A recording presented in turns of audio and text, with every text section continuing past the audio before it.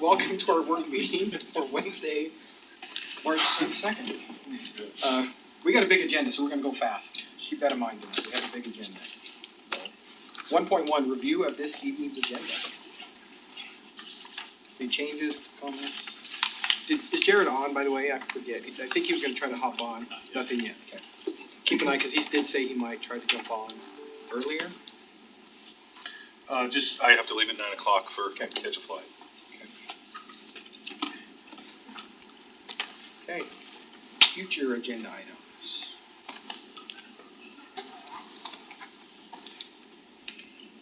Okay. Moving right along. Okay, council discussion of future citizen recognitions. Just that.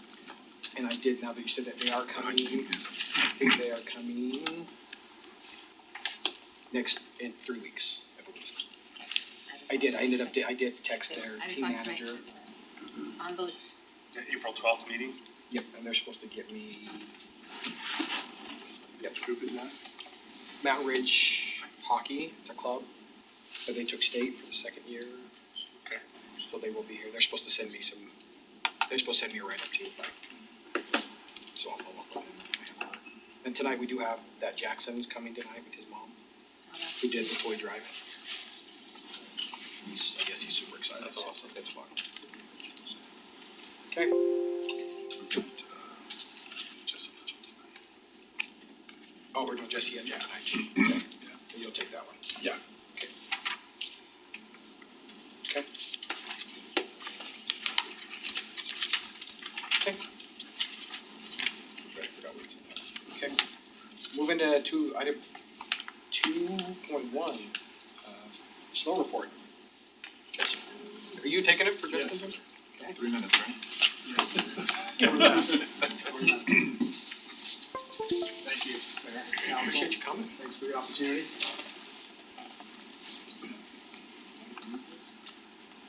There's a PowerPoint.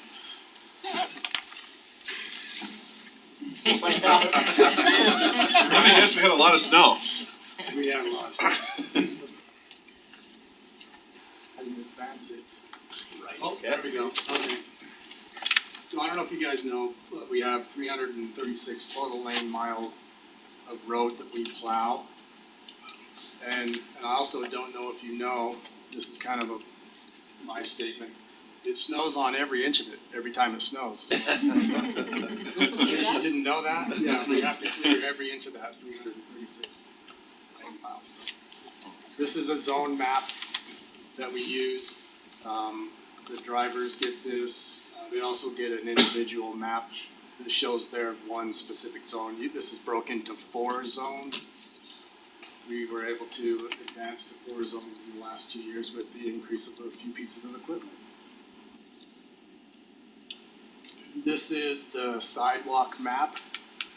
We have 70 miles of sidewalk that we plow. A lot of that is priority sidewalk, which is safe walk routes.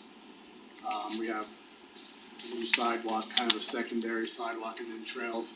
Trails is about 20 miles of this 70 miles. That's what the map looks like for the guys on the 4-wheelers that are sent out to plow the sidewalks. 70.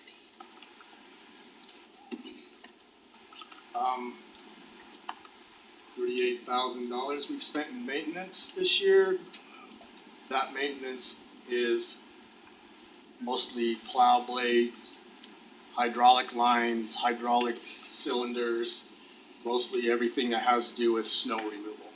Not necessarily the vehicle itself, but the snow related items like the sander, the plow, and all the attachments that go with it. This is our brine system. We have 2 5,000 gallon tanks. That little yellow machine is the brine making machine, makes about 800 gallons in a batch. And you get about 870 gallons out of 1 ton of salt, brine salt. I don't mean to interrupt you, but that works. You can tell the difference in communities when I come here and I'm like, we put that down, and you can really tell the difference when you drive into a community outside of Harriman that hasn't. Good job. That's a pretty good example. That picture next to the brine tanks is, the onset of a storm, and that's a pass of brine that we've dispensed in the parking lot, kind of calibrating the machine. You can see how it works from the start. Yeah, and it ends up saving us money, really. I mean, good job. $91,967 in salt. That was on 3/6, we've surpassed that now, we're a little bit above that now, so. We've had 38 snow events, and we have had the trucks run 20,140 miles during these events.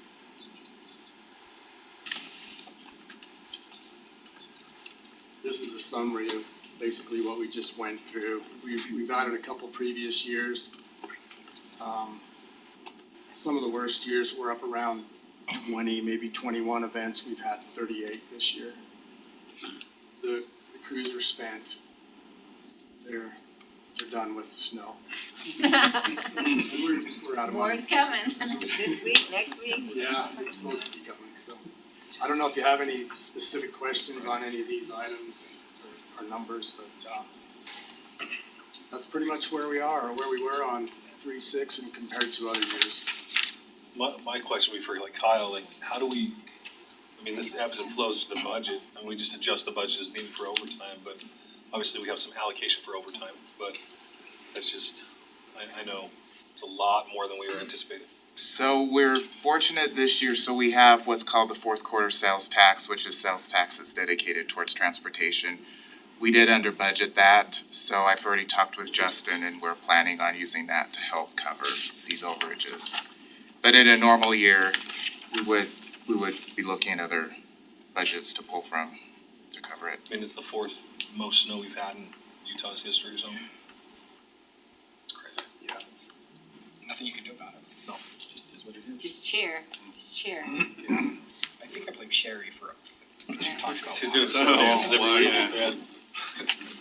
Just snow danced all the way They've home been from the like water. sacrificing chickens down at the water board meetings or something. That's right. By us. Alright, any other questions? Let all the people, we appreciate him, They know. I think there was a little. They're still done, but they know. Oh, yeah. Well, I saw on the staff report, there was just a comment about whether or not we should adjust levels of service or something like that to save money, and at this point, I think keep on keeping on, we'll figure out how to pay for it. Okay? Yeah, that's a definite service that we need for sure. Yeah. It's funny that the maintenance, not funny, but it's good that the maintenance was more snow-related equipment rather than vehicle, because I know we're having trouble acquiring new vehicles in timely manners and stuff, but, Yeah. so we got good vehicles, that's good. We have a separate budget for that because we know what the expense of that. We do have issues with vehicles. Alright, Thanks for the Thank you so extra much, hours. appreciate it. pass the torch. Thank you. Shaver, do you need it? You guys need it? BA, do you need it? Okay, 2.2, discussion regarding current ordinance related to parking, Winter Street parking, and sidewalks. BA, you running point? I think so, yeah, I'll start anyway, how about that? Mayor, council, thanks.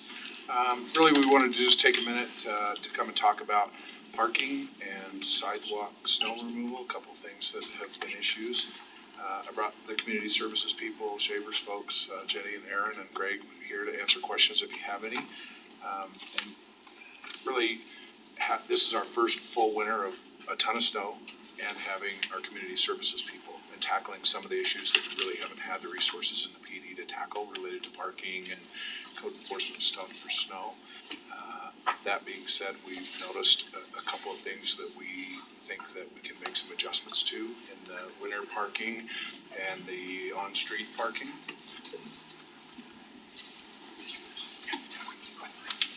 And Councilman Horn probably is well aware of the sidewalk snow removal issue that's in the packet. So we've done a little homework. I asked Greg to go out and do some research on what other cities are doing and how they're tackling that and how it might work for us. So we've got our ordinances in there as well as some sample ordinances from a couple of neighbor cities and some suggestions for some amendments to our ordinances related to those parking issues. We wanted to make sure that we gave residents a place to park and didn't just outright push them off. We've been talking to Ed about snow removal and how best to tackle that, enforcement side and simply their ability to maneuver their trucks on there. I don't know that there is a perfect way to do that, but we tried to come up with a way that everybody, it's a 50% win across the board, 50% for a snowplow, 50% for residents to park. But there isn't, obviously the easiest street to plow is a street that doesn't have any cars on it, but folks need those parking places, so how we solve that is gonna be tough. But that's what we put in there, some suggestions. We just have a couple of sample photos, and obviously Ed could talk about the issues posed by this particular view of the street, with cars on both sides of the street. What we're recommending is one side or the other. However we do that, we put a recommendation in there that how we think that would work.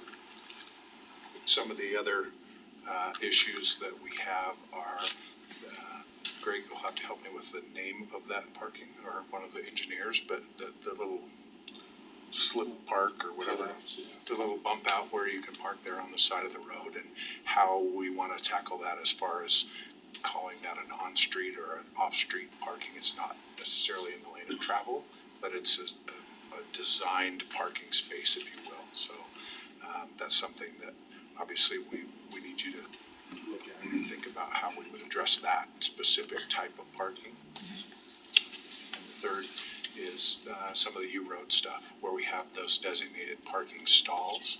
Obviously, the issue that's happening there is that people are relying on that as a full-time parking spot, but they're getting plowed in by the plow. And as the plows work through there, and talking to Ed, obviously that street gets narrower and narrower and narrower as we work through there, because there's nowhere to push that snow. We can't get it up onto the park strip like we can on a traditional road.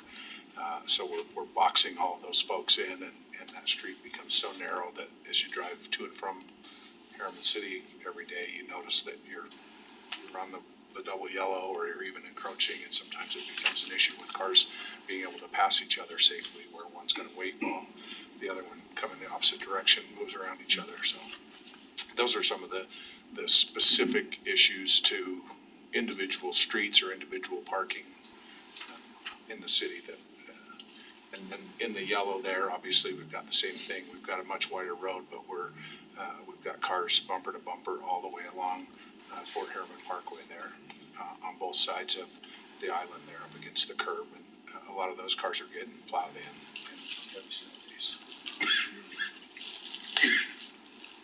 Questions, comments, concerns? On this part? What's that? On this part, I don't have On the sidewalk? it. On the sidewalk, I do have it. On this part. Sorry. I have some questions on the sidewalk portion. Yeah, and the sidewalk, really, our recommendation is, in looking at our current ordinance, it's just not realistic. It's totally unrealistic for any of us, let alone any of our residents. If I leave my house at 7 AM to be here at 7:30, or 7:28 to be here at 7:29, because it's real close, and it doesn't stop snowing until 8 o'clock, I simply can't go back home and clear my sidewalk off. It's not gonna get cleared until I get home at 5:30 or 6 o'clock. So we are recommending, based on what we've seen in other cities, 24 hours. And even that, as the chief and I have talked through this, and Greg and I have talked through this, there's gonna be situations where even that might not be realistic. It's not realistic for the city. Ed showed you the 70-something miles of sidewalk. We've seen many times this winter where we as a city have a hard time keeping up with even a 24-hour rule, let alone the time frame that we currently have ourselves under. So I think 24 hours is realistic, but I think having, a clause in there that gives us, hey, we've got an unusually large amount of snow or a huge snowstorm. I'm simply not gonna send Jenny and Aaron out to be heavy-handed with enforcing that if it's unrealistic. Yeah, so that's my concern is I agree 100%. It's completely unrealistic. But I worry about the 24 hours and being unrealistic too. And I hate codifying something and then go, well, we're gonna make exceptions for ourselves after the fact. Sure. Then that just causes problems. The residents say, no, your rules say this. Why are you always making exceptions to the rule? So I don't know what the right language would be, but it feels like, and I hate putting ambiguous language in there if it's not specific, but I guess I just get concerned a little bit with just hardwiring it to 24, because then it says, okay, and then what are we doing about enforcement? Are we gonna start ticketing for people for not shoveling your driveways? What's the carve out for that if you're elderly or you're not capable or you're sick for 2 days? I don't know, you know what I mean? There's just so many, and I don't wanna make excuses because I understand it can be a safety issue also, but there should be a little bit of mentality when you live in an area that can get heavy snowfall, to understand if you want to go out and walk, then you should physically prepare yourself to maybe have to walk through some snow and things like that, because it might not be clear. Do you know what I'm saying? Right. There should be a little bit of personal accountability on that too, for your own safety, knowing that sometimes the sidewalk might not be clear because you live in an area where it snows. Do you know what I'm saying?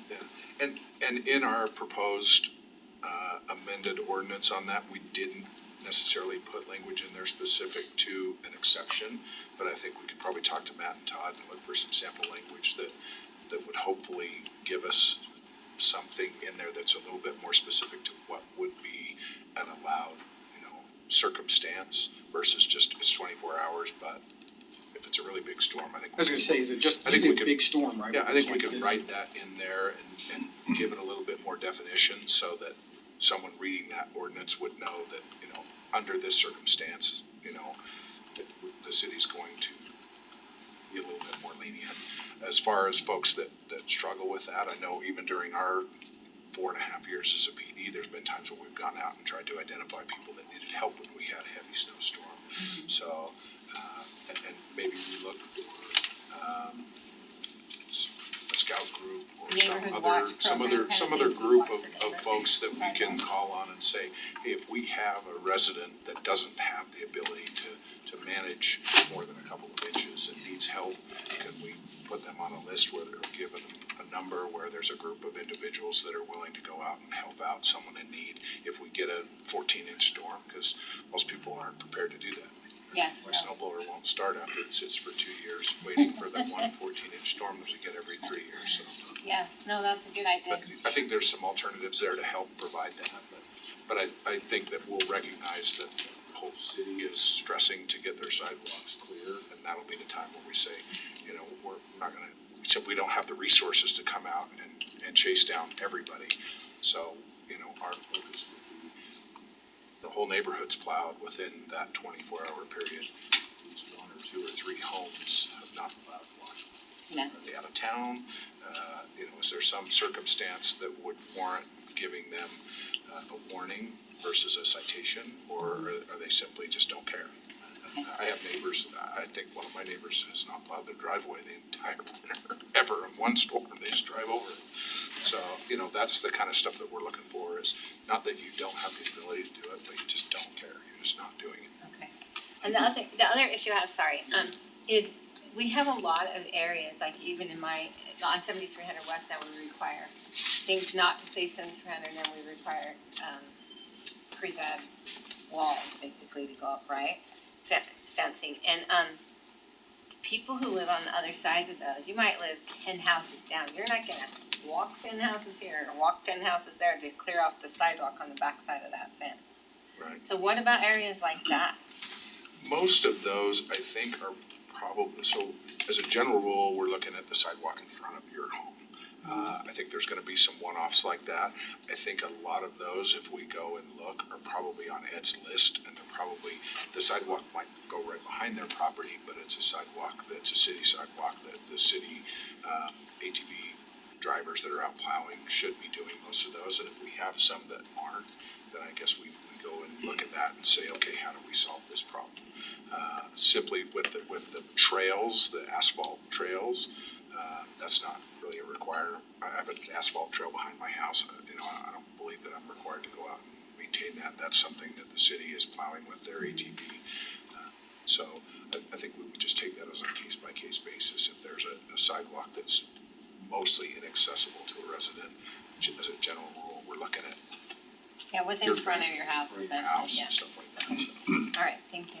I could see us tying something on an ordinance to like the winter advisory or winter warning, you know, so it's not just us saying it was a snow event or something, but Sure. something tying it to.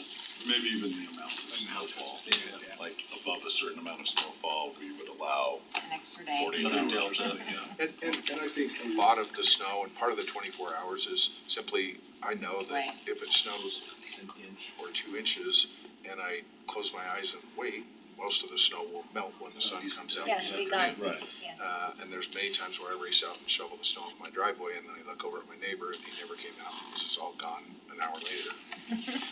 Why did I waste my time? And then there's driveways that are, or sidewalks that are, you know, obscured by houses or fences or whatever, and they just simply won't melt unless you get Yeah, out there and unless get you the snow shove off them. Shovel. And once everybody walks over them, they're snow packed and then they won't Like on melt. dust So, or- Yeah, I love the idea though of maybe getting neighborhoods a little bit more involved as far as, you know, just being more aware. If your neighbor has, you know, gonna need a little help to do that, or have some volunteers that say, you know, if it's in this area, I'd be glad to help if you, you know, or something like that. I mean, we're mostly a young neighborhood, but we're Yeah. all getting older and I'm sure we have lots of people that appreciate help, especially for some of the bigger storms like we've had this winter. Yeah, for sure. Happy to let them practice on my driveway. I made a comment to the mayor that there's a lot of church organizations in this city.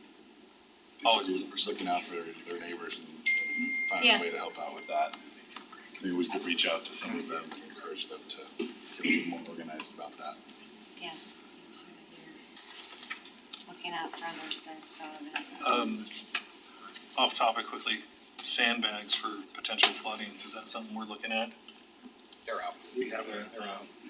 You need help filling or whatever to let us. I talked to the mayor about filling some the other day on 134 when I saw him speed.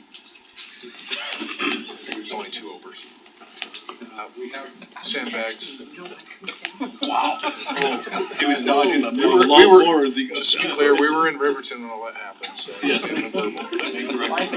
I keep my nose clean in the city. I can let Justin speak to that or Monty, but we've all been in contact. We have sandbags at Butterfield Park. Residents can pick up 25 sandbags over there. We have roughly 10,000 empty bags left in sand. We've been in communication with the county emergency managers. Kind of everybody's been putting their numbers in so we can see what our neighbors have and what they have. And if we need to go help a neighbor, they need to come help us. There's some money that the state has released, some funding to buy some flood mitigation equipment. We've submitted a couple of requests for that. We'll see how that goes. That's statewide money, so everybody's gonna be fighting for it. Does that fall under emergency department or emergency management or? That's okay. So are you looking for guidance on the other stuff too, like the parking on others? Yeah, so if you give a There's a little direction. recommendation here in the. And that's what I'm saying, Yeah, there's really 3 different recommended ordinances, and in what I'm hearing in the conversation, we may wanna tweak the snow removal with a little bit more language on the sidewalk snow removal. I'd like to submit the 2 different parking variations and look for your guidance on moving forward with legal to try and get that adopted for a future resolution. Now, on BIC, you're recommending parking on the even side. Correct. Like in South Jordan, they alternate, right? Now, Or Daybreak at least they do. Daybreak they alternate, which is. on the odd Does that side. create, how does that? It's always odd, I think. No, it's even. It's always on one of them. Yeah. I don't park on the street, but it's always on one, they don't switch it back and forth. No, but They it's, used to, yeah. it's. So I'll use this even as my because it's suggestion. I'll use this as my suggestion why we picked one I side park in and my stuck with it, Okay. because I'll look it and cha- see. the changing, when does it Does it get change? What time of confusing? day? Yeah. Okay. What day of the week is it? Is it an odd day? Is it even? Does it switch to an even day at midnight So when we we go stick to to a new the day? even So we side, just it's said, let's just pick a side and stick with the side. And So that's the why question is, even they're odd, Yeah. who's Well, gonna get should- discriminated? Try, well, That's the problem. some of that's the north side, right? So. That's the side that the sun should be melting, other side there where it's the north facing side, but the side we would try to Oh, that makes sense. Thank you. Except on the, I like that. on the streets turn, then That's always east west. there's some What about we have even on both sides of the street, basically? facing each other with the exact same numbers. That's its own fun thing. But We already had that one. I know, that's why. Okay. So, yeah, I mean, I'd like to submit those. Like I said, we'll go back and do some revision on the sidewalk snow removal and bring that back to you.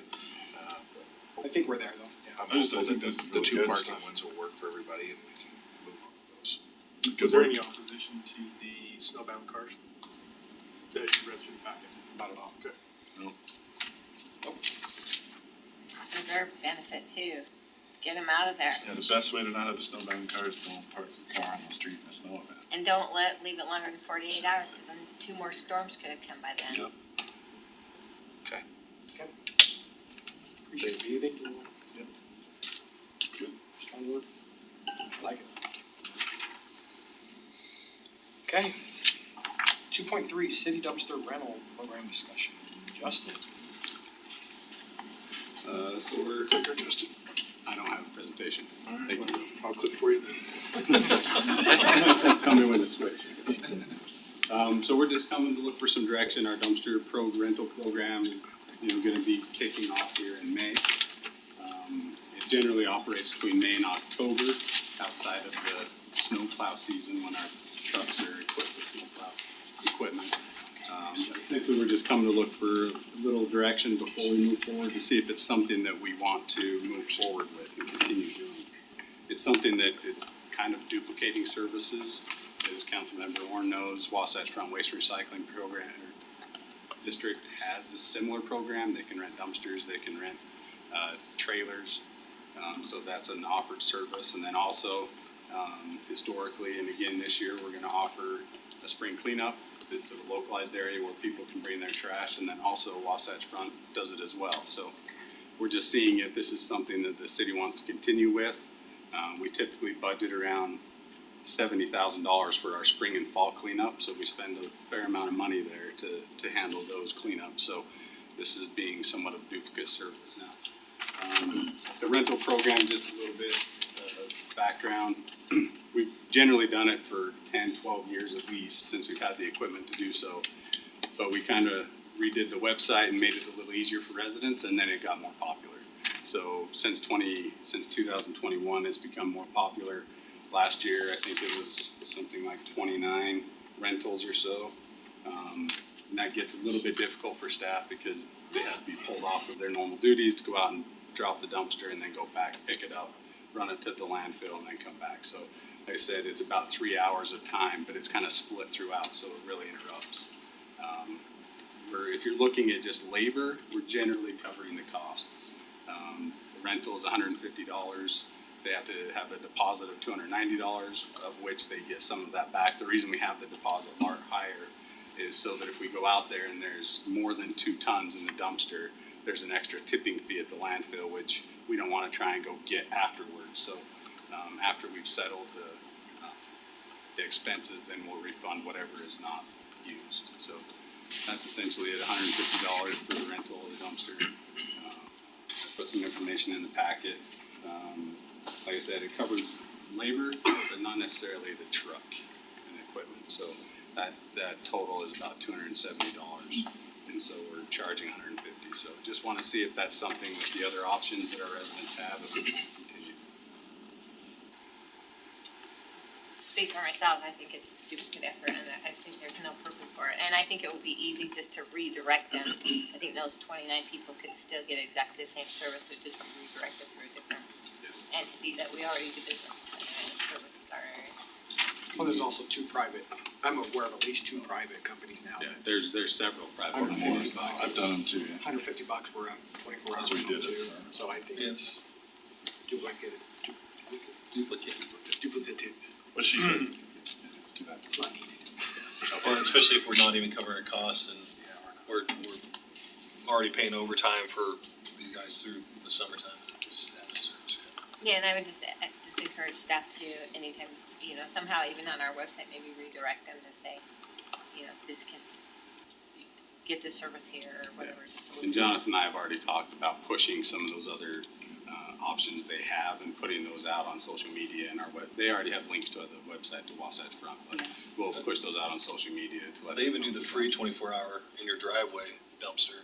Yeah. So, for that one time a year. You're lucky enough to get in there. Yeah. And your neighbors don't fill it up with a mattress. Yeah. Okay, Okay, thank you. thank you, Thanks, Justin. Justin. Yes.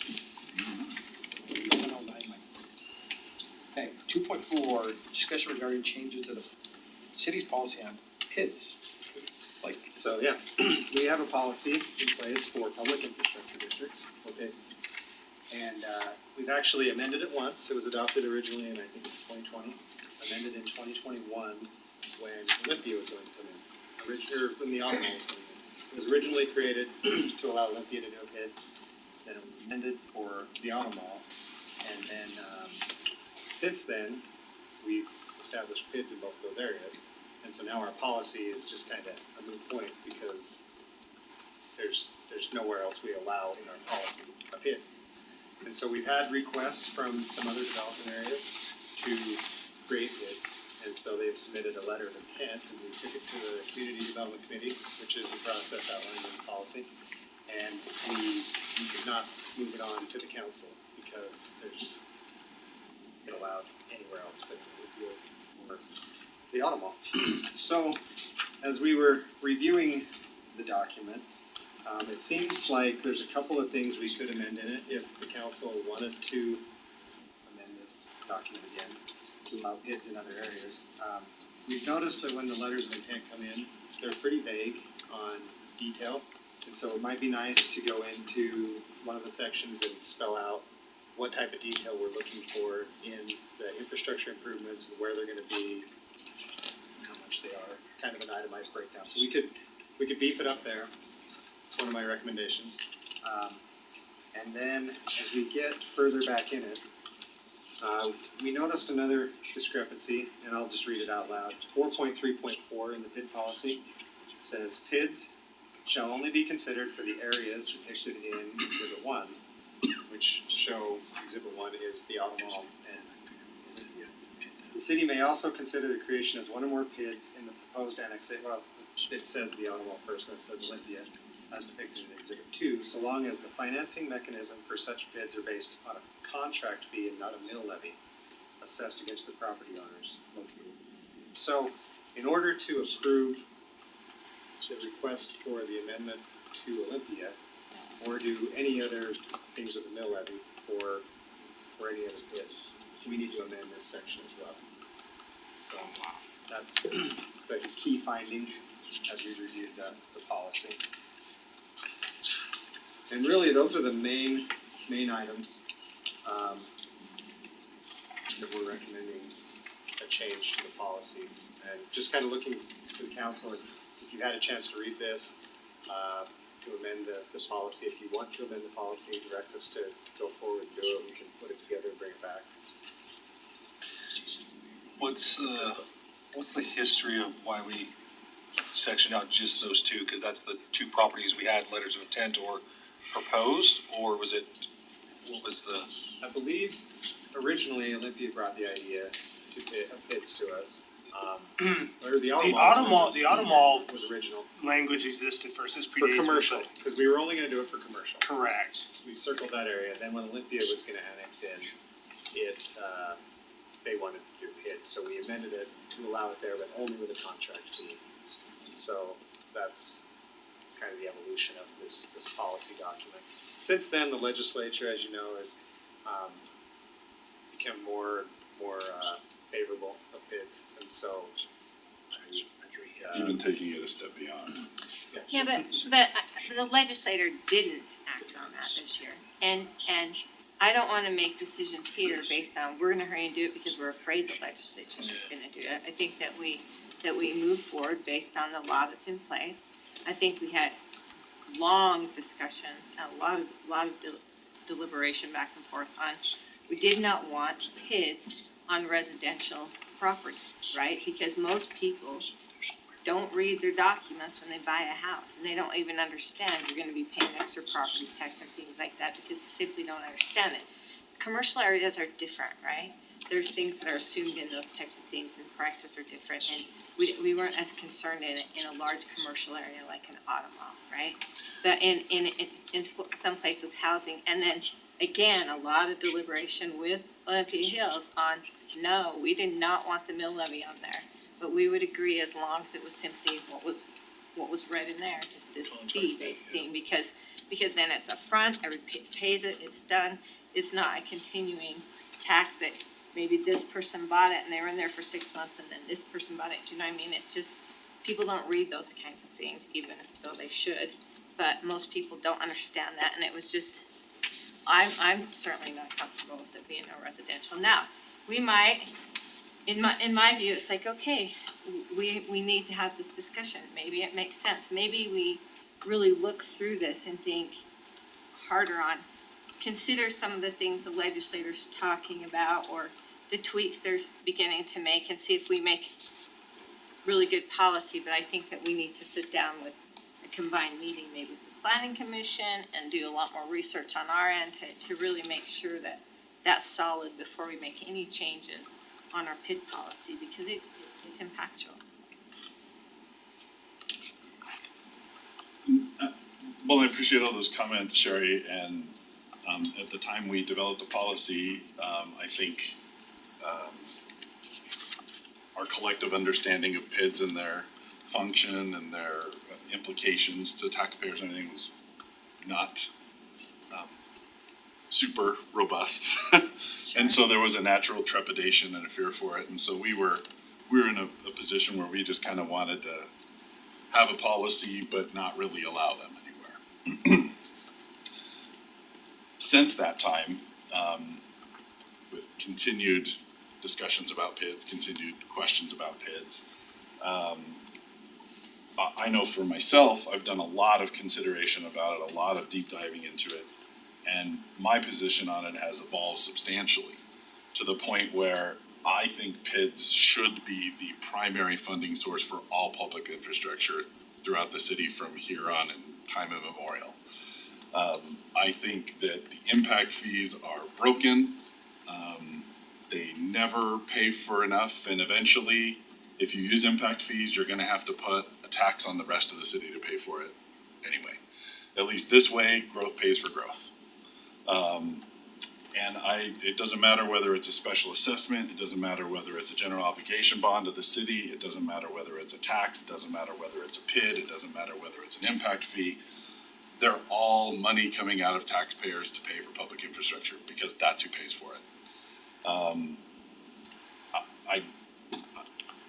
For what it's worth, I think we should absolutely amend this, and I think we should move forward with approving PIDs, where they're requested, as long as they make sense. The one thing I would add to our policy and our review is, I've seen at least a couple of proposals that had what I think are excessive management fees and or soft costs. And I think those should be, Eliminated or very limited, and if they're in there, they need to be very detailed. And I'll just say, and I appreciate your comments, Steve, and I don't, I'm not suggesting that we shouldn't. My suggestion simply is, I feel like it warrants a much more in-depth conversation than what we'll be able to have in the detail we have tonight to make the change. I agree with the conversation. I mean, the thought process of having it on commercial properties and not residential, then it just becomes a consumer tax from the point of purchase, right? And so you're still taxing your citizens, and you're taxing hopefully other people coming in for business, but it's a false sense of security, like, oh, we'll tax the businesses more than our residents. But growth should pay for growth, and I know impact fees are expensive at the one-time cost to the contractor, developer, homeowner, but they never pay for what they should. And you're always playing catch up. And are PIDs the perfect thing? No, but I think they're the best tool right now. So I think so too. Nathan, is there a way, as cause I've met now with Brandon too, to try to understand this, like, I'm getting there, I mean, I wasn't here for the whole Olympia, so we missed a lot of that discussion. And although I know that we shouldn't react based on what's coming from the legislature, I do think there's an expectation from the state to take some action this way, and I would, and I was talking to Jared earlier, and Jared can chime in if he wants, but I think we can almost we can almost lead out on this stuff if we can do some research, and I don't know if we could bring somebody like Brandon in for a half hour, just maybe an overall explanation of how, these work versus impact fees versus, and not from, and to Jared's point, I think, and Jared's right, that it shouldn't be driven by a certain development or a certain, what is the best for the city, Be a policy. a policy for the city, and so maybe that's where somebody like Brandon could come in and help understand, help explain to this, cause he probably knows that better than any of us can explain. We've actually had reached out to our financial advisor to see if they would be willing to Zions Bank, who we Okay. contract with. But I don't think they weren't super excited about the concept. Really what we need is kind of like public infrastructure financing 101, a quick Right. brief, what's the difference between a special assessment bond and a PID bond? Essentially, they're all different ways to pay for a bond. Right. Yeah, and there's some confusion on when you say grocery pay for growth, and I agree with that, and I agree that impact fees aren't necessarily the way to go, but I don't see anything that assures me that this pays for it either. And that's what I'm saying, maybe some education Does this solve all might, the problem? And it's like, I've never seen anything indicate to me this solves the problem, and all of a sudden now this is growth is gonna pay for growth because it's a PID. I have never seen that. So I just would like to, just have, I just think, this kind of stuff concerns me, like spot zoning. It's like, well, they're having a problem, so let's adjust it for this development, so let's move it. And we kind of did that even with that. It's like, okay, let's throw Olympia Hills in. And rather than spot zoning, I think that we should look at it and say, yeah. And maybe we make a conscious decision to move away from impact fees, I don't know.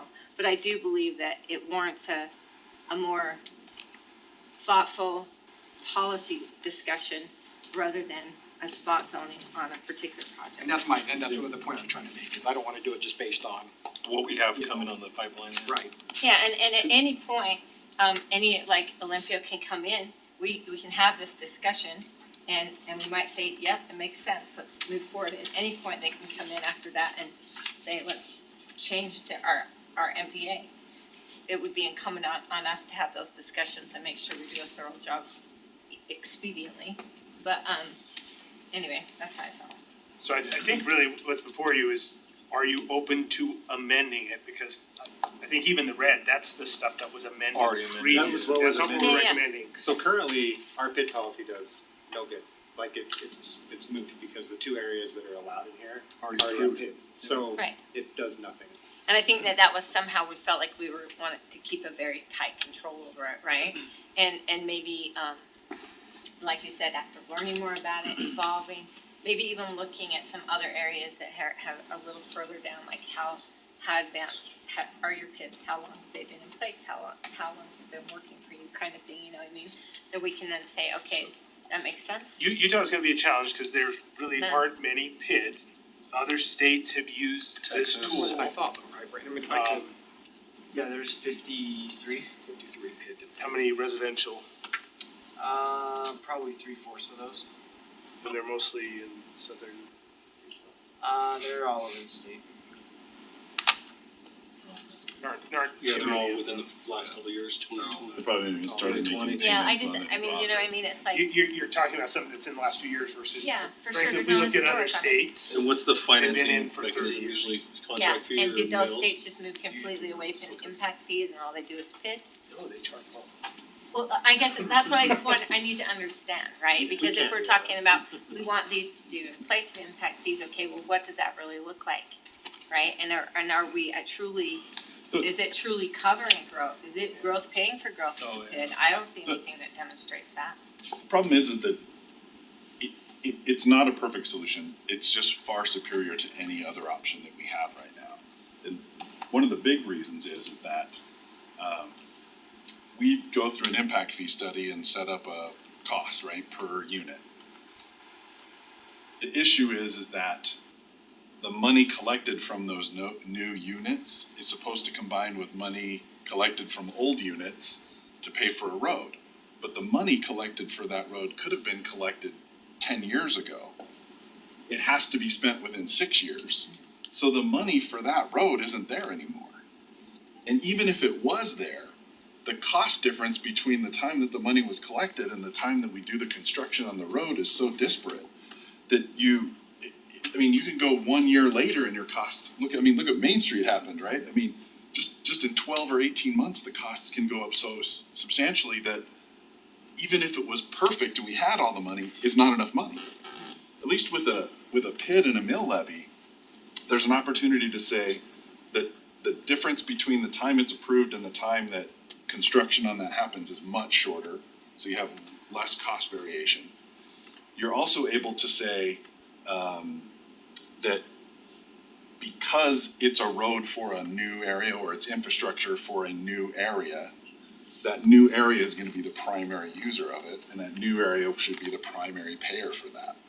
What's happening now is that the failure of all of the impact fees over 20 years are culminating to a point to where now we have, based on our last thing, $400 million of infrastructure to pay for in the city, and we're gonna collect $60 million in impact fees. So we're $340 million short in today's dollars to pay for the rest of the infrastructure the city needs. It's impossible. So PIDS will pay for some of that. The rest of it is gonna have to be a tax on all the rest of the citizens of Harriman to pay for it.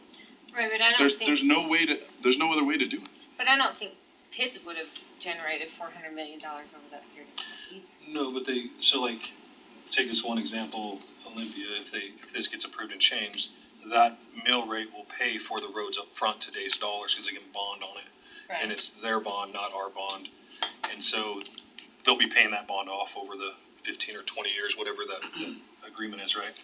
So the roads get done today, and that's what would help the infrastructure, so we don't end up with like a 132nd or these other Juniper roads. Crest that Juniper ends. Crest that just ends and abrupt. Sure. So for example, if every house in Olympia were a single family home under the current impact fee, we just adopted a new one, but the old impact fee, I guess. Yeah, but the old impact fees mute because we already know it sucks. It wouldn't be too much more than that though, but they would But have do an generated example, I mean, about just as an $13.5 example, right? million. And so they just got 14 One million road? awarded for one road in that Yeah, development.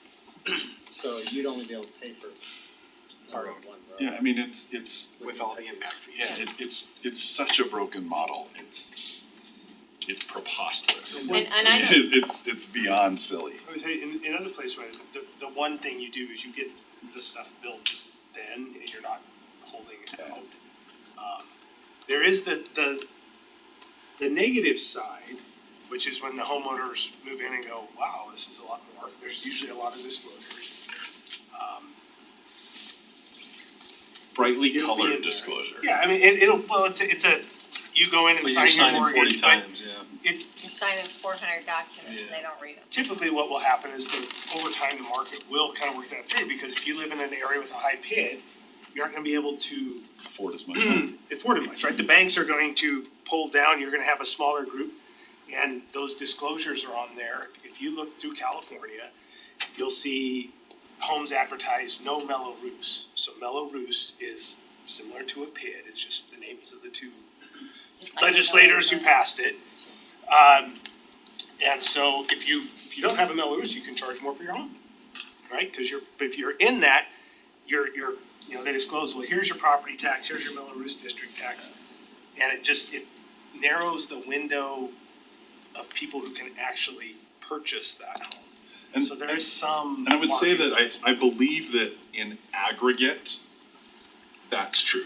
I think that in overall, home prices with PIDs will have to be a little less than homes that don't. It's just gonna happen. I just don't know that you can say in any specific area that that's going to happen.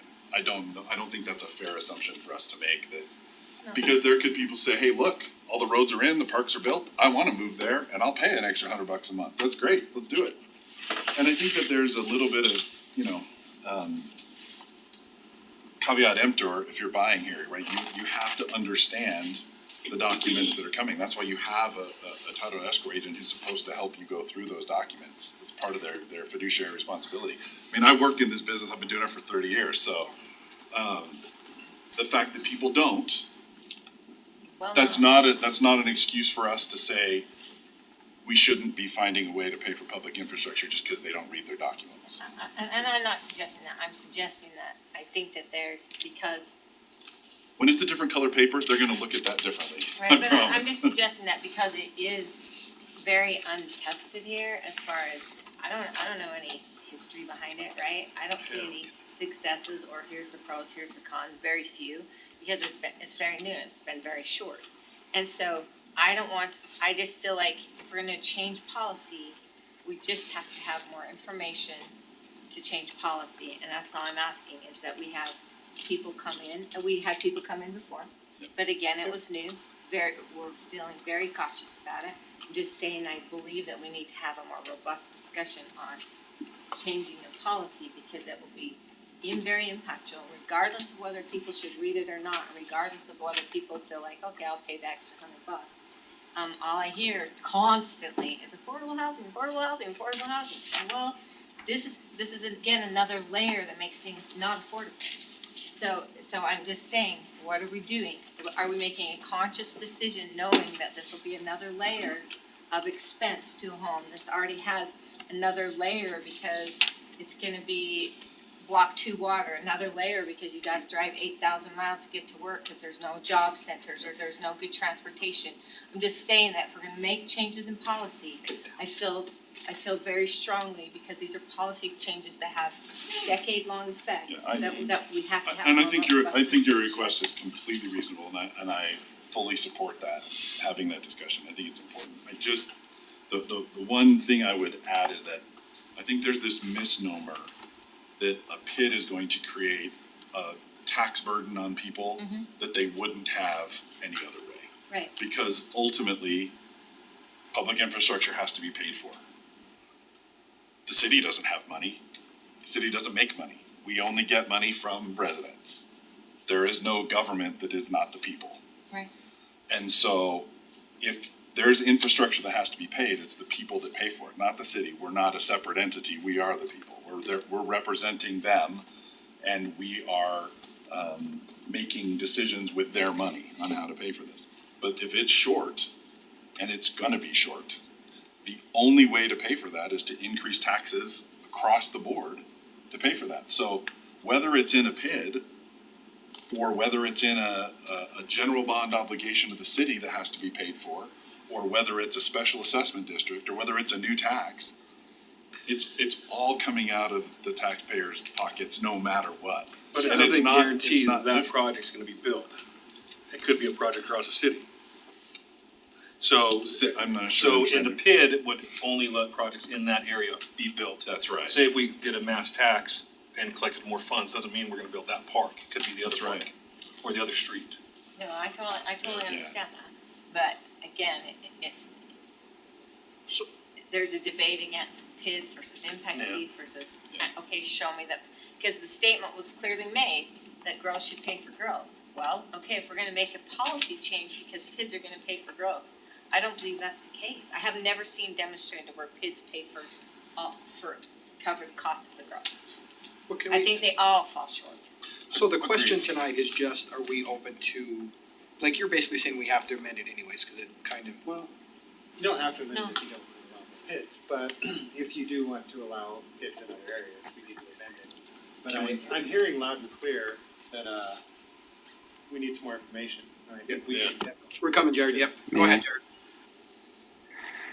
So my only comment is really in relation to this. The discussion's good, but in relation to tonight, to me, it's clear that there's kind of two things at play. One is we have the letter that's been referenced.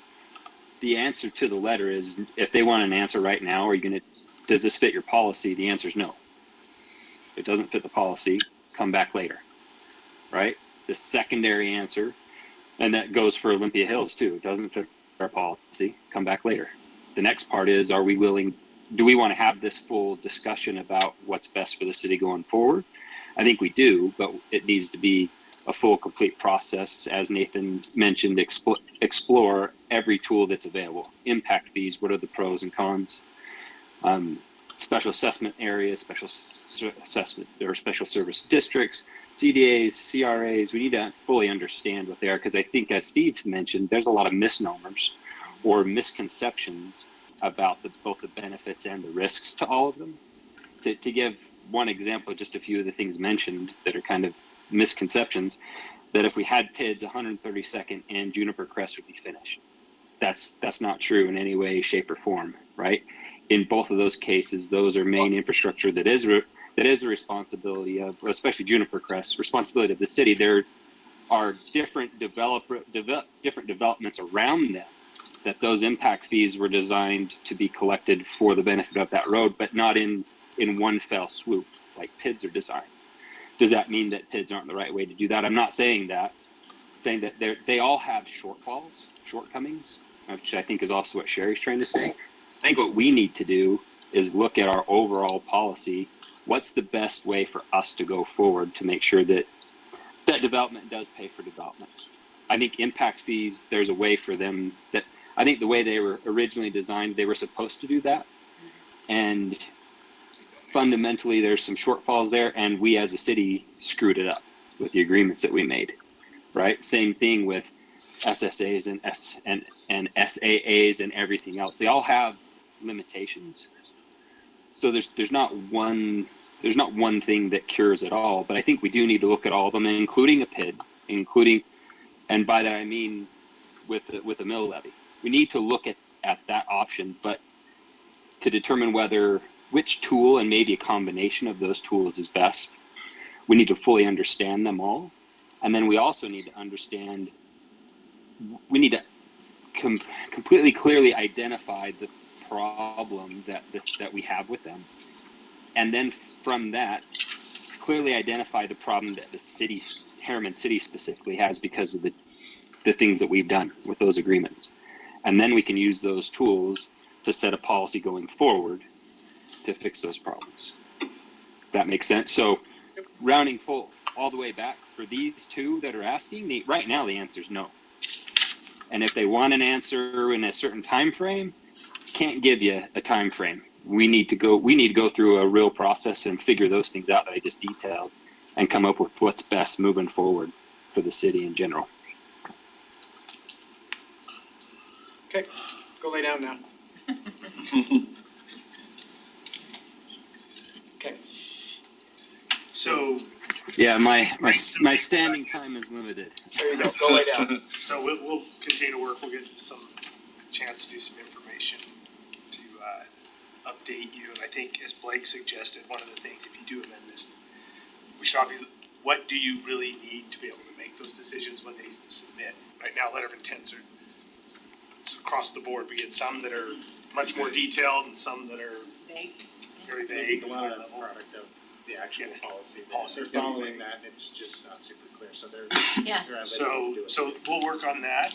I would ask, when you're researching that too, and I didn't mean anything disrespectful to the legislature when I was talking about DIDs. I think that's an important component of this conversation. Because if they're bringing up that legislation, there's a purpose behind it and there's a reason, a problem they feel like they're trying to address. So if there's a problem there and they feel like it needs addressed, and we can get ahead of it with some good policy to make sure that even if they pass, that would be in good compliance, because we're forward thinking and wanting to make sure that we're not creating problems with the policy either. So I think it's important to understand the reasoning behind the DIDs and the LIDs and the elemental fees, I don't know. But I think that we can, that's when we consider it. I never wanna make policy because we're afraid of what they might be doing. But I think that if we can consider what problem they're trying to solve with the legislation they're proposing, then we can, proactively think about what we can do to help. Okay, I got good direction, I took some notes, so I'll come back with full analysis. Okay, like it. And a guest presenter. Okay. 2.5, request from Olympia, development So to this- amend PID. This one purposely went after the previous discussion there. So they've put a request in to make some changes, they've included, and I will say, we've been working with them to understand more of what the PID would be paying for. So really, they are asking to move forward, but your policy doesn't allow it, and so gonna kind of punt here. Do you want to talk about this, or do you want us to bring it back after you've had your policy discussion. I think it would just be rehashing the previous discussion, right?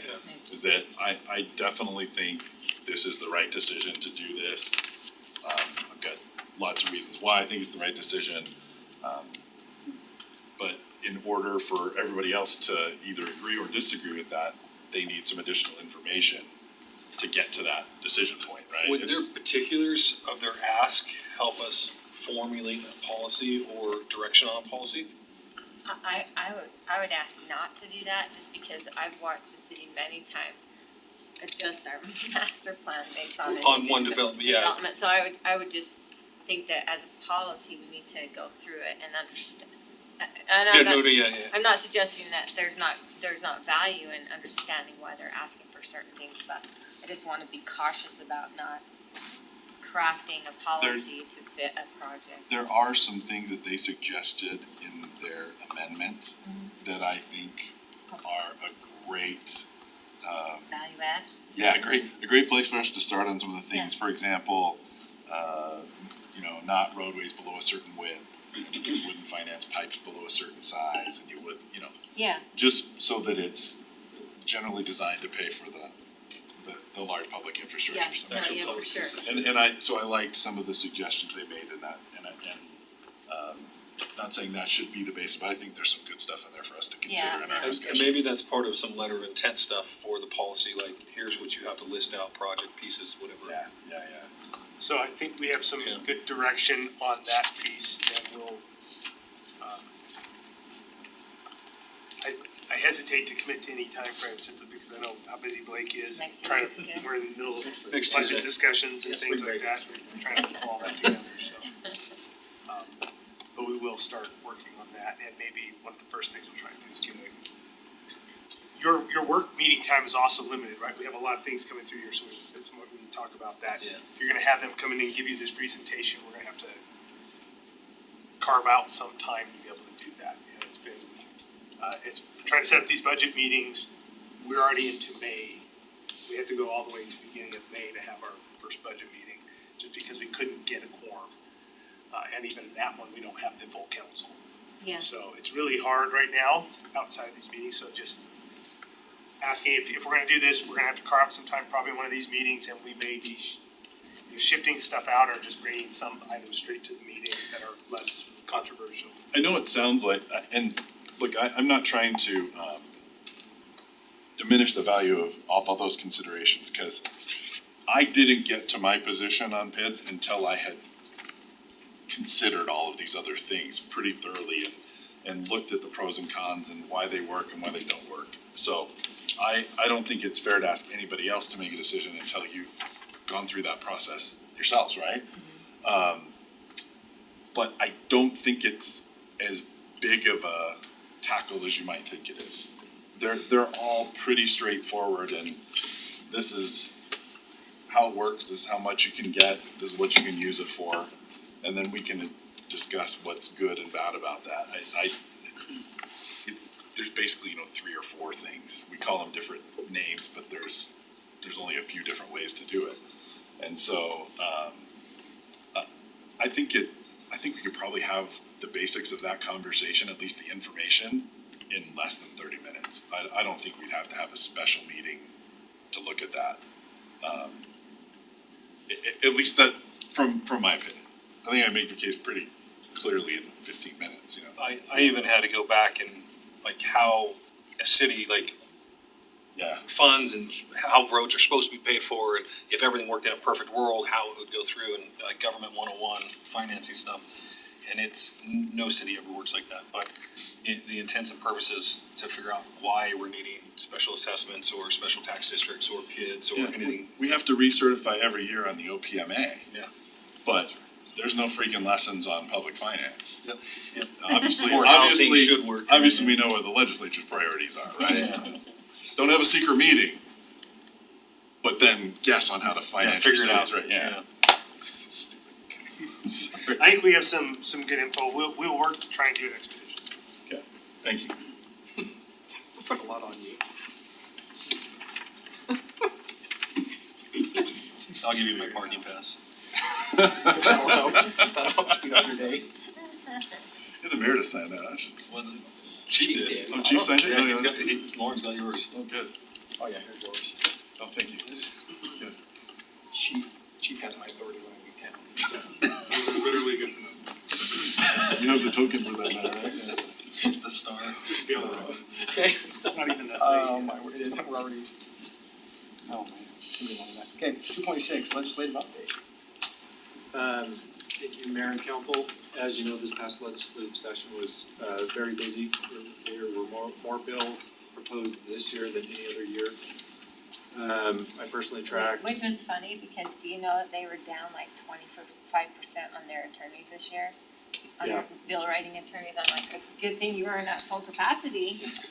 We also had the least amount of time in full debate on the floor with the record number of bills introduced. That's crazy. And the most, like a quarter of the house turned over, I believe, like 25 house members. Crazy. Anyway, sorry. No, and you may have saw an article talking about they voted on a bill that was wrongfully talked about. And they were like, this is regarding Bill 46, and it was about this, and it wasn't about that. So, and that goes to, there were so many bills Too many. being proposed. I personally tracked about 70 bills in addition to attending LPC, which many of you attend. I also attended weekly meetings with ULCT and another weekly meeting regarding the small group negotiators, where there's about 20 of us that meet to talk about the bills that are coming up. And then I'm a member of the Utah State Bar and on the Government Relations Committee that also tracks legislative bills. So before I get into the ones that are passed, I think it's important to see what was proposed that didn't pass that would have affected municipalities. And I'm just gonna bring up a few. HB 136 was the Safe School Routes Bill, which would have allowed school districts to propose safe school routes to municipalities, and municipalities would need to consider them in their safe walking route plans for schools. This one had some concerns that it could increase liability for the city, as well as what about the projects that are needed. So if the school says, we think this is a safe school route, and you need to construct a sidewalk to do that, well, then do we have the obligation to do that? What if a child gets injured during that time? I think there's an implied negligence in that. So that one did not get passed. And really, that was trying to fix a very minor problem with one specific school district, which none of us liked those bills. HB 173 allows Berkman's bill allows a plaintiff to recover attorney's fees and expert witness fees if they win a case against the municipality. And it didn't provide the adverse, like a city wouldn't be able to recover attorney's fees and expert witness fees if we won a case against a defendant. So this bill was highly problematic from the very beginning. Then it kind of morphed into, well, let's study how we can make defending a case more affordable for defendants essentially. But even that didn't get any traction, so it didn't pass. It was heavily debated, which I was surprised on how long it did get debated. So I would anticipate some more bills like that. HB 196 prohibited cities from using eminent domain for parks, which is, as you know, a couple of years ago, they changed it so we couldn't use eminent domain for trails and things like that, and they wanted to extend that to public parks, which, as you know, public parks is something that cities can often use eminent domain power for. So that didn't pass. Who ran HB, it? what was that? Who ran that? 196 was Clancy. Nope, that's 197, sorry. got it. Peterson. Peterson, yeah. It didn't get out of its house of origin. The next two and the last two, HB 291 and HB 496, both of them were regarding short-term rentals. Both of them did not pass, but they clearly show that there's a divide regarding short-term rentals in the legislative body. One basically said that if a municipality doesn't have short-term rental option and people are renting them illegally, then you have an option to provide them amnesty and attaches a whole bunch of conditions like short-term rentals need to be at least allowed in 20% of the city. However, the cities get a higher transient room tax, a TRT, of 1.5% instead of 1%. So this was trying to balance, look, cities, you get a little bit more money, but we're gonna allow all these illegal short-term rentals to come into play.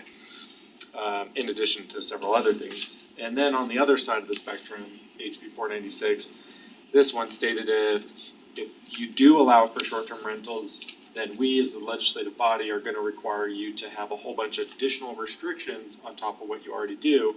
And if you have a lot more lenient standards, then you have to apply our stricter standards. For example, that if an owner does not live within 60 miles of the city, they need to designate a local contact. The local contact and the owner have to take classes regarding, that's approved by the university and the municipality, that you can only have so many people in a home. I think there was 12 people in a home, regardless of the size of the home.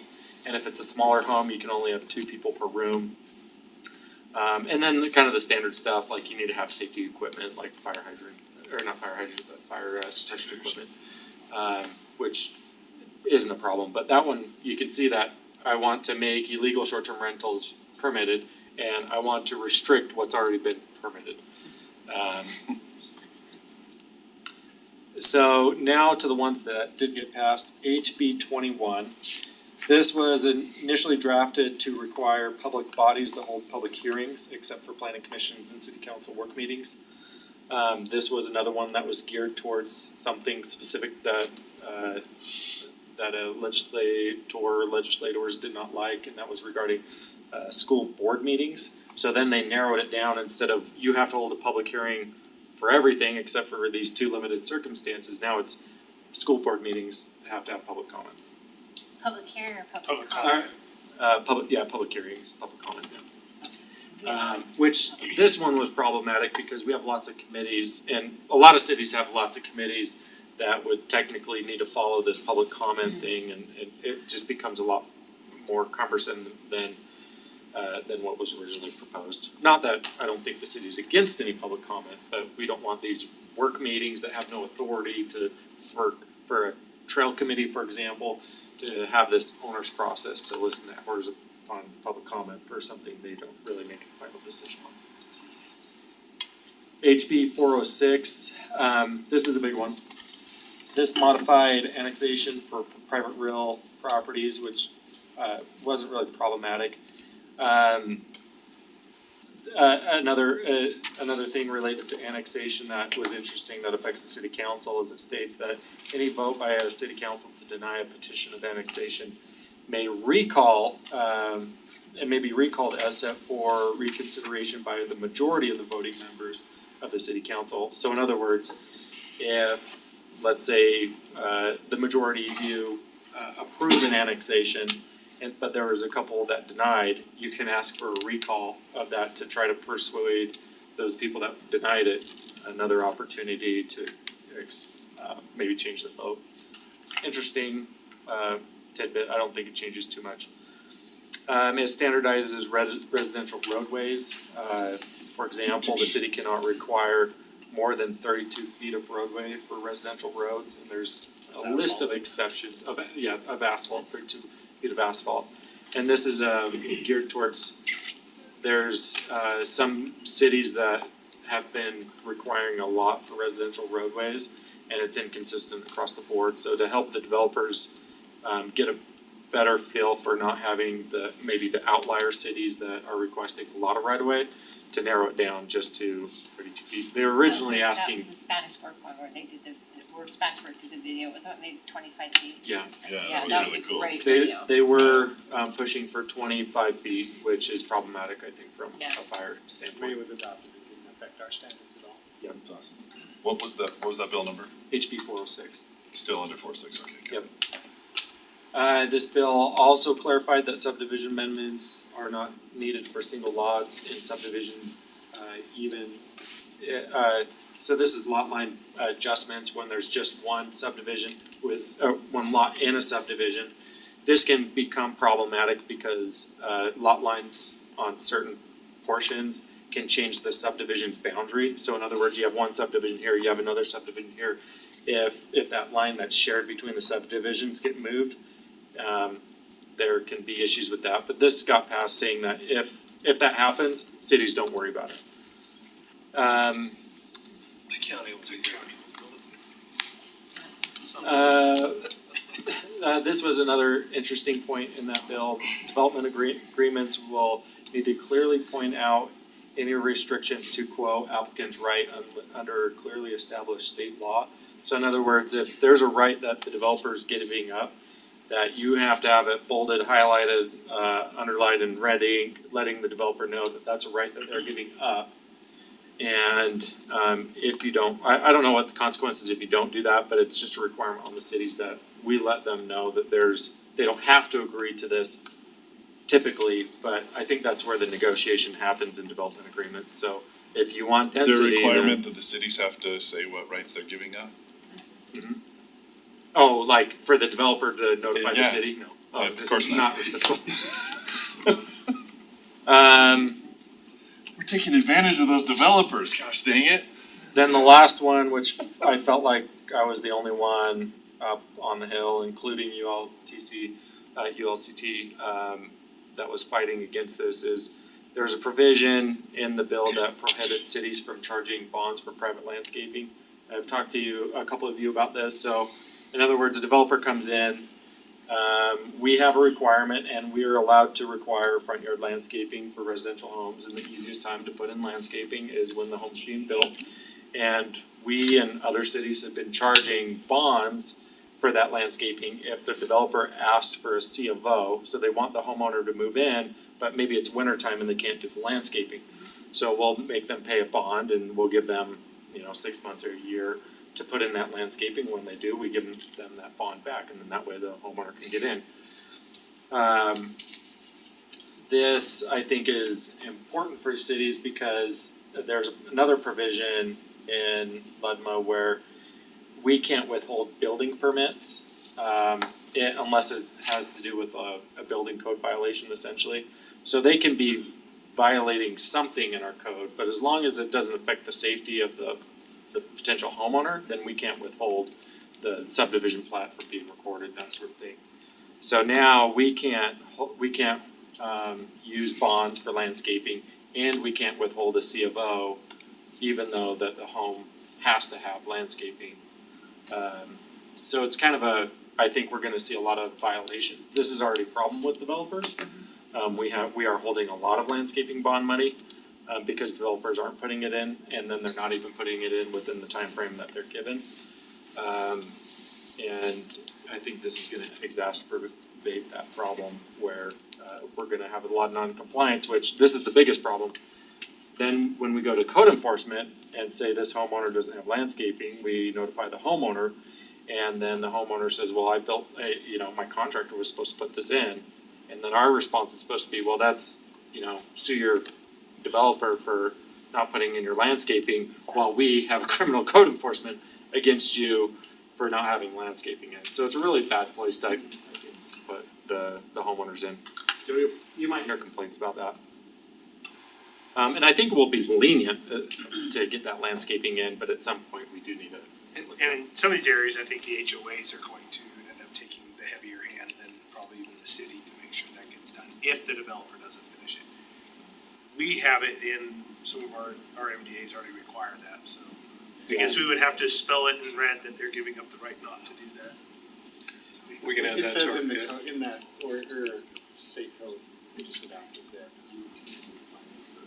So you don't have to hold it highlighted. Yeah, which all of our MDAs have not required it, so I think anytime we do get a request to amend an MDA, one of our bargaining is, well, you're asking for this, we want landscaping to be installed before we issue a C of O. If not, you can bond, and you can get around this statute that way. Was HB 46, HB 265. It was Sentinel landscape. So this Sentinel landscape, this requires areas adjacent to military bases within 5,000 feet to have a plan that makes sure that we make sure that the uses that are adjacent to the military bases are what's the word? Compatible with the military operations. So we're working with our neighbors, Camp Williams on that, 5,000 feet, 5,000 feet, yes. what do they consider compatible?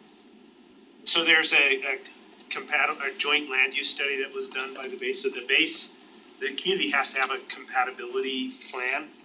And the base in the Department of Military Affairs or Veterans Affairs in Utah gets to decide, yes, that's compatible or not. You're gonna work with There's that. nothing clear that says, here's what's compatible, here's not. So the joint land use study has a JLUS, which we just finished, I think the latest update with Camp Williams, says what is compatible and what is not. So we already have one that Yeah, has it. I saw the Camp Williams thing, I was just curious if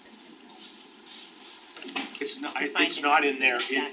Just came out. It's pretty, the statute itself, I think, is somewhat broad in that it's supposed to be there, and then the Department of the Military gets to say, yes, we agree with your plan. Yeah, it says we're supposed to develop it in partnership with them, but JLUS just did it, they just did it. So I think we may need to adopt that eventually. Yeah, we talked about Yeah. adopting the newest version Yeah, as yeah. a city. And there's probably some other things, I wanna just talk briefly, and we can bring it back another time, since we're running out of time here, is our lobbyists and what we pay, we spend, about $130,000 a year for lobbyists, that's both federal and local, and trying to decide if that's, we wanna keep spending that money, if we wanna keep using it that way, if we want to, we have two state lobbyists, one federal lobbyist, if we wanna go down to looking at those. I personally didn't see a ton of value for the amount of money we're spending as we were up there.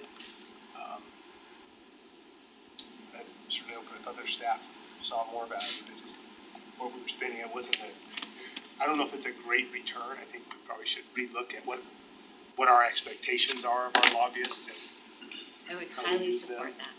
Let's look at what the return on that investment is and see if it's really a smart investment. And I think like you and I have talked, I think we almost need to revamp our entire legislative attack, if you will. Council, and how we work with them. So I also think it's on us, I think we've handled it one way in the past, and I don't know if that's the most effective way, so I'm not defending one way or the other, but I don't know if we can judge them entirely, cause I don't know if we've given them all the tools from our side. I've been here 2 years and I haven't seen a huge value in either. Right, and again, I'm not saying they're in, I'm just saying, I think we need to look at the whole process. Are there any other Senate bills?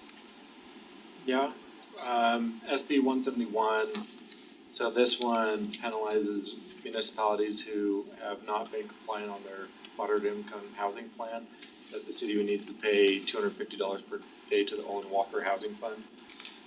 This was geared because there are some cities that don't want moderate income housing and in compliance with Utah code.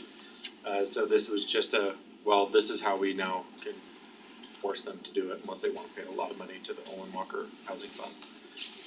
Clarified that internal accessory dwelling units includes apartment above garages, like attached garages, which I guess was a problem with some cities that they thought that internal ADUs excluded apartments above a garage. There was a attached. requirement that the living spaces had to be Yeah. touching essentially. Yeah, And sometimes when you do it over the garage, that living space may not be sharing a common wall. Yeah. So that was clarified. that was clarified. Yeah.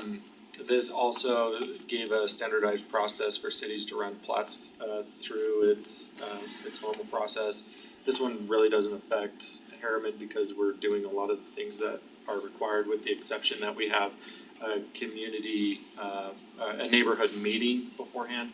And that, I think, we'll change it and make it an optional thing. And I think for some developers, that might be a really good option to kind of vet out concerns that the neighbors might have. SB 271, this prohibits municipalities from regulating co-owned home. So essentially think timeshare, but you actually own a portion of the home, like an eighth share of the home. And there were some cities, Park City, Moab, that had regulation on co-owned homes because they only have so much housing stock in their destination communities and they don't allow for short-term rentals anymore. So in order for people to afford Moab and Park City, their investors buying homes and then splitting it into shares, taking away housing stock for people that live there. So essentially this bill says you can't treat homes differently than any other residential dwelling unit.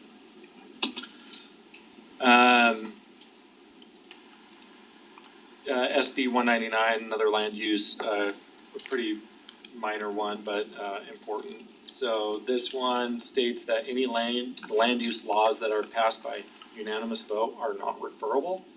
And I think the first time a resident has an issue with not being able to file a referendum, the city's gonna get sued. They passed that? They passed it. Yeah, So originally it I was, think that's unconstitutional, that's ridiculous. Majority vote or something. it was 2/3 vote, 2/3 if it vote, passed by 2/3 vote, and then they changed it to unanimous vote. But I think there's, as Justin put it, it's unfortunate for this first city that has to defend the law that they didn't ask for. Yeah, I think that's such a terrible overstep and taking away the voice of the people. We'll just send the bill to the legislature since they're imposing this on us, Yeah, so. exactly. I think the city council gets that sometimes you make decisions that are not popular with the angry crowd that are there. Yeah. And that can be unanimous, so there is some, well, I think this is best for the city, we all think this is best for the city, so we don't wanna go through the process of going through the referendum. Sure. But at the same time, when you look at the citizens, well, this is important to me, and I don't think the 5 people up there are representing this neighborhood, therefore I'm gonna file a referendum, so. Plus, it's so hard. McCabe's Yeah, the legislation a hurdles, few yeah. years ago made it super hard to do a referendum anyway. And then it's like, so now you're just saying, sorry, it's impossible. Yep. It's wrong. Last one, SB 231 only requires a reasonable search for documents under a grammar request. As you know, we can get grammar requests that ask for a lot. So it states that cities just need to be reasonable in their searching, as well as it gives an option for relief against like repeat requesters, where we can ask the State Records Committee to stop someone from getting those. I got 10 grammar requests this week from this one person, and they're filling up all of staff's time that should be used to do something a little bit more productive than getting records. So that was Bramble's bill, and I think that kind of flowed through, and it really helps cities when they do have that problem, repeat grammar requester.